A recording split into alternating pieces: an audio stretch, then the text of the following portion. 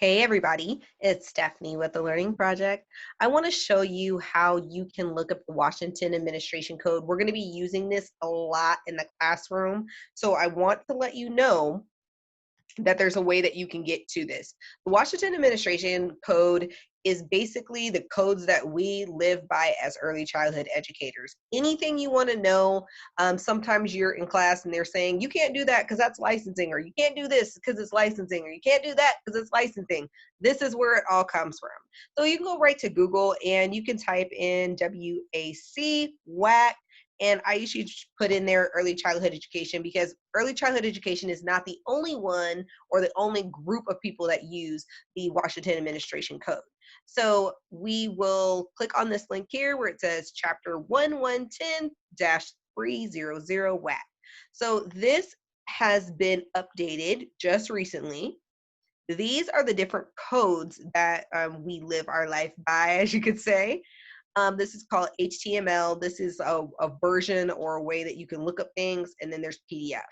The where I went basically is a PDF, so it actually lists everything out. So if you type in everything the way you do, the way I actually said it, you'll be able to get to this page. I'm also going to download a PDF and upload it into the classroom, or it will be attached to your link that I'm going to send out to everybody today.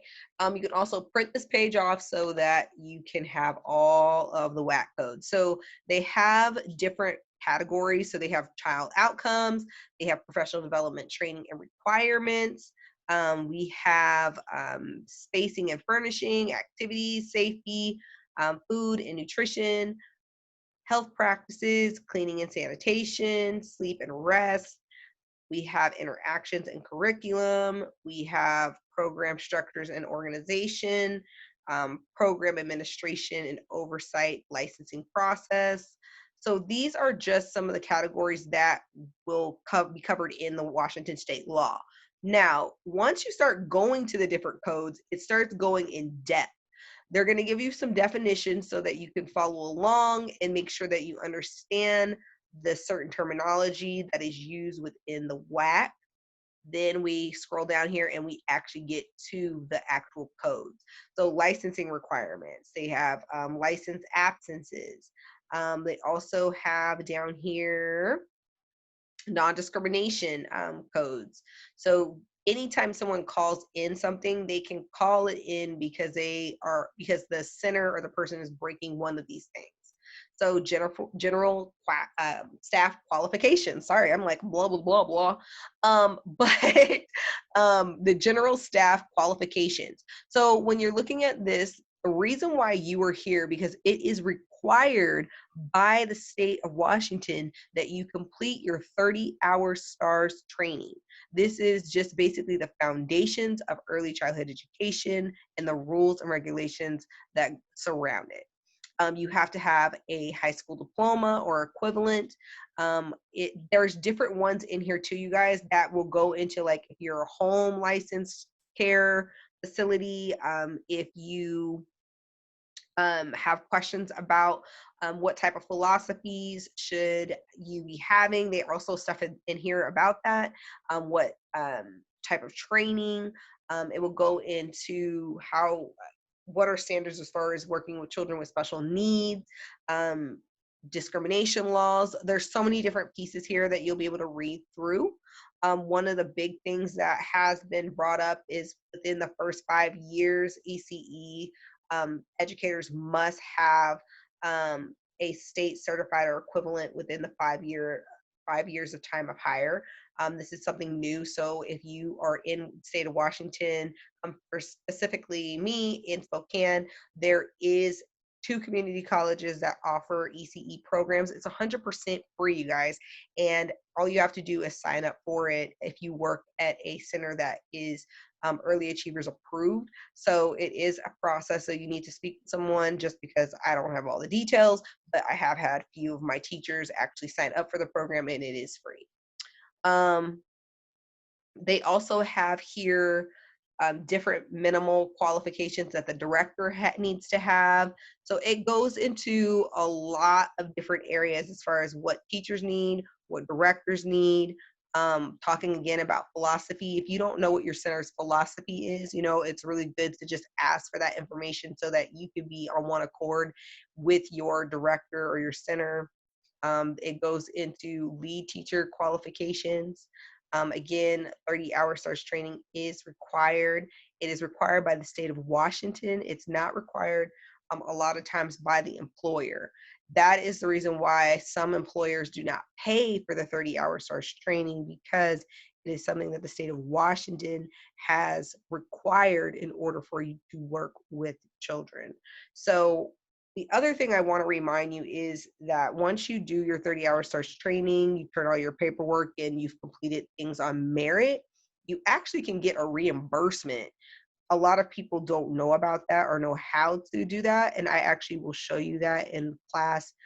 So please make sure that you take a look at that video when I send it out. It also has qualifications for aides, volunteers, and anyone that's working around children. So free service requirements, having your TB, making sure that you have like your CPR First Aid, those kind of things in order to be alone with children. Again, you'll see some things about family in home as well as centers. They used to have like two different codes for the centers, and then they would have a code for in homes, but now they just have combined them all together so that we are all on one accord. It talks a little bit about orientation, what type of training you need to have before you start. Also, it goes over, again, like CPR First Aid. You guys will get a chance to read through this because I know I'm going kind of fast, but I just want to show you how to use it. So let's talk about how to use this if you absolutely needed to look up something. So the most important thing when you get to these codes, you're going to be looking at the last 4 digits of the code. Okay. So for example, if someone says, I want you to look up the WAC code pertaining to early childhood education, and you're going to look up the last 4 numbers, 0196. We would look right down here. It's going to be focusing on food source. So what does that mean? How does that look? What should we be aware of?